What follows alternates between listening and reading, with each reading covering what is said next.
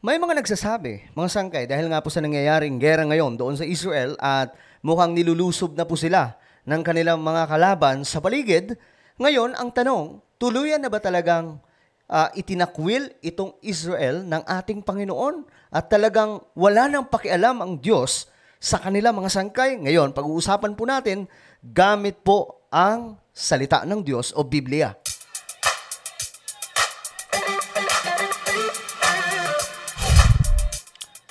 Bago tayo magpatuloy mga sangkay, pakisubscribe po muna yung ating channel.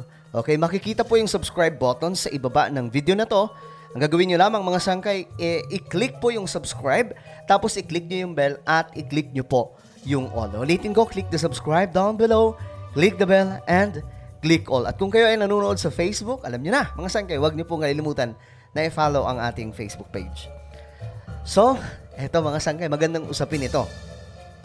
Tuluyan na ba talagang itinakwil ng ating Panginoong Diyos ang kanyang bayan na pinakamamahal?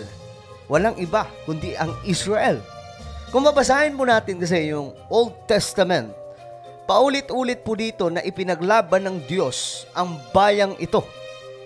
Simula po sa lahi ni Abraham, Isaac, and Jacob.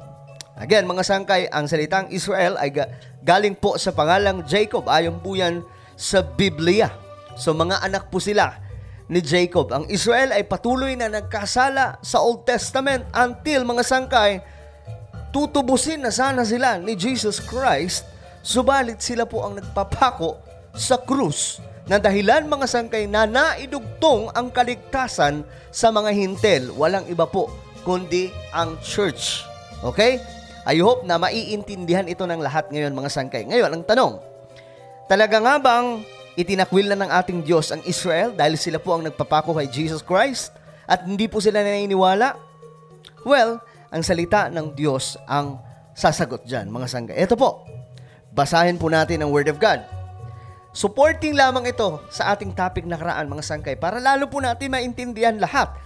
Kasi may mga kumakalat na mga content na ang Israel ay wala na daw, hindi na daw po pinababayaan na daw po ng ating Diyos. But no guys, ito po yung sagot mula sa Biblia. Sa Romans 11, sabi po dito, na malinaw mga sangkay ha.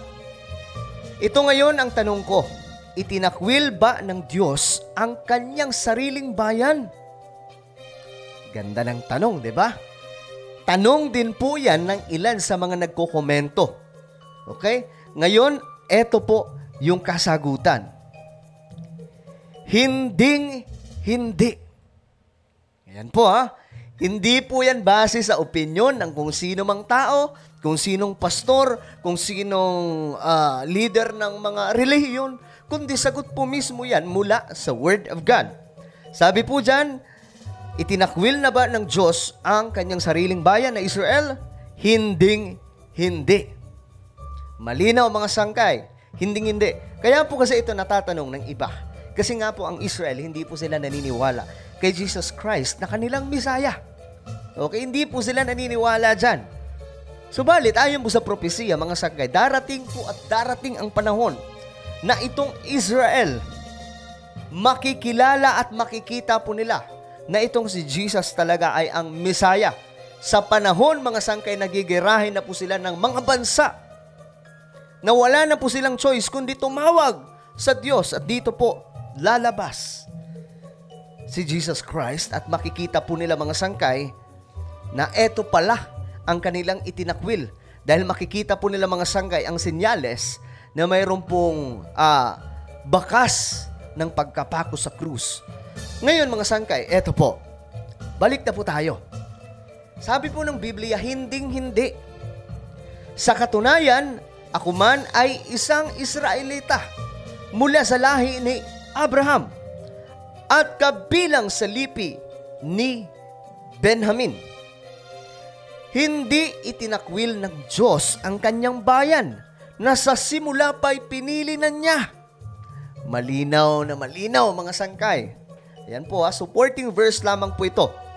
Ang dahilan kung bakit hanggang ngayon nananalo ang Israel mga sangkay sa mga digmaan na yan, simula pa po Old Testament kahit sinasakop po sila, at sinasakop ng maraming mga imperyo o kaya mga kaharian o bansa, dahil po iniingatan pa rin sila ng Diyos sa kabila po ng kanilang pagslabag, pagsuway sa kautusan at hindi pagtanggap sa Mesaya na si Jesus Christ. Ito pa ang karugtong mga sangkay. Sabi po dito sa sulat ni Apostle Paul, hindi ba ninyo alam ang sinasabi ng kasulatan tungkol kay Elias? Dumaing siya sa Diyos laban sa Israel. Sinabi niya, Panginoon, pinatay nila ang iyong mga propeta at giniba ang iyong mga altar. Ako na lamang ang natitira at gusto pa nila akong patayin. Ngunit ano ang sagot sa kanya ng Diyos? Nagtira ako ng 7,000 lalaking hindi sumasamba sa Diyos-Diyosang si Baal. Ganoon din sa kasulukuyan, mayroon pang nalalabing mga hinirang ng Diyos dahil sa kanyang kagandahang loob. At kung iyon ay dahil sa kanyang kagandahang loob, maliwanag na iyon ay hindi dahil sa gawa, sapagkat kung ang ginawa ng tao ang batayan, hindi na iyon masasabing kagandahang loob. Tinutukoy dyan, gawa ng Diyos, mga sangkay. Tandaan po natin, ang sabi po ng salita ng Diyos, ang bayan ng Israel, bagamat nagkasala po sila paulit-ulit. Sa totoo lang, marami po silang kalapastangan ng ginawa, mga sangkay. Mula pa noong Old Testament hanggang sa New Testament, sila po ay patuloy na nakakagawa ng kasalanan. Subalit dahil po sa covenant ni Abraham sa ating Panginoong Diyos, hindi po napuputol doon ang concern ng ating Panginoong Diyos sa Israel, ang pag-aalala at paggabay niya, mga sangkay. Sabi po dito, ano ngayon? Hindi nakamtan ng bansang Israel ang kanyang minimithi. Ang mga hinirang lamang ang nagkamit nito, ngunit matigas ang ulo ng iba. Tulad ng nasusulat, binigyan sila ng Diyos ng mapurol na diwa, mga matang hindi makakita at mga taingang hindi makarinig hanggang sa panahong ito. At sinabi rin ni David, maging bitag at patibong nawa ang kanilang pagpipista, isang katitusuran at parusa sa kanila. Lumabo nawa ang kanilang mga mata nang hindi sila makakita at sila'y makuba sa harap habang buhay. Mga sangkay, ito po ay kaparusahan. Subalit, sa kabila ng pagparusa ng ating Panginoong Diyos sa Israel, patuloy pa rin pong bumabalik ang Diyos sa covenant nila ni Abraham. Ito naman ang tanong ko ngayon, ang pagkatisod ba nila ay upang sila'y tuluyan ng mabuwal? Ayan ha. Hinding-hindi. Yan, malinaw mga sangkay ha. Ulitin ko yung tanong. Ito naman ang tanong ko ngayon, ang pagkatisod ba nila ay upang sila'y tuluyan ng mabuwal? Ang sagot, mga sangkay, hinding-hindi. Sa halip, dahil sa kanilang kasalanan, ang kaligtasan ay nakarating sa mga hintil upang mainggit ang mga Israelita sa mga ito. Naging bahagi po tayo ng kaligtasan. Naging bahagi po ang church, ang mga hintil, sa kaligtasan na mayroon ang Israelita. Akalain niyo mga sangkay, dahil po sa pagkakasala nila, na idugtong sa atin yung kaligtasan. Guys, kaya po ito gustong malaman ng lahat. Kasi marami pong negatibo ang nababasa ko sa komento patungkol sa Israel. Pero hindi po tayo nag-i-stick sa kung ano ang pag-aanalisa, ano man ang kanilang komento sa Israel, bagkus dito po tayo bumabase sa Word of God. Okay? Ngayon, ito mga sangkay. Ngayon, kung ang kasalanan ng mga Israelita ay nagdulot ng masaganang pagpapala sa sanlibutan, at kung ang kanilang pagbagsak ay nagdulot ng masaganang pagpapala sa mga hintil, gaano pa kaya kapag nagbalik loob sa Diyos ang buong Israel? Grabe, no? Grabe naman ka-special sila, sangkay. Ganon ba talaga sila ka-special sa Diyos? Bakit ganon? Parang ang unfair. Bakit ganyan sila? Wala tayong magagawa dyan, mga sangkay. Yan po ang Word of God. May covenant kasi talaga ang Diyos kay Abraham. na ito ang gagawin niya sa bayan ni Abraham or mga anak ni Jacob. Abraham, Isaac, and Jacob, mga sangkay. Yan po yun. Dahil sa covenant. Kumbaga ito ngayon, parang ang dating lang pala, parang gusto makita ng Israel na ang kaligtasan na dapat para sa kanila nung panahon na yun, dapat na nila nakuha, napunta sa mga hintil. At tayo mga sangkay, ang tingin lamang po sa atin noon, nitong Israel, mga walang kwentang nila lang. Bakit? Pinagmamalaki nila dahil sila po ang chosen people. Sila po yung pinili ng Diyos na lahi. Sila po yung bayan ng Diyos.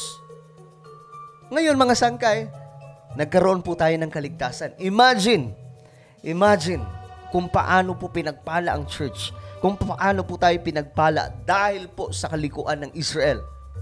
Diba? Kaya mga sangkay, dapat nating klaruhin lahat. Sa pamamagitan ng Word of God, nalalaman po natin kung ano ba talaga ang katotohanan tungkol po sa bayan ng Diyos na Israel na humaharap ngayon sa isang matinding pagsubok. At sa totoo lang mga sangkay, malaki po ang kanilang magiging ugnayan o magiging papel sa paparating na mga panahon na naihula sa Biblia. At ito mga sangkay, alam nyo yung prophetic time or prophetic clock nagmumula po sa Israel. Kung ano po ang oras na dapat tingnan ng church sa Israel. Dahil kung ano po ang nagaganap sa Israel, dito po tayo bumabase sa pagdating ng rapture or caught up o pagbabalik ng ating Panginoon. Diba? Yun po ang pangako na sa ating Panginoong Jesus. May mga iba pa na nagsasabi na patay na si Jesus. No, guys. Ano ba? Saan nyo napupulot yan? Si Jesus Christ, ipinako sa krus, tinubos ang mga makasalanan, pero after po ng ilang araw, 3 araw, siya po ay muling nabuhay. Siya lamang po yun. Siya lamang ang sinasamba na nabuhay. Hanggang ngayon, buhay. Nasa langit mga sangkay at nag-aabang ng panahon kung kailan po siya darating. At alam naman po natin yon, nasabi po ng Bible na babalik po siya na gaya ng isang magnanakaw. So ang church na to mga sangkay, para po mas malinaw na idugtong po sa atin ang kaligtasan na dapat sa Israel ay noon pa. Subalit dahil po sa kanilang kalikuan, napunta po sa atin na idugtong po tayo. Subalit hindi po natin sila inagawan.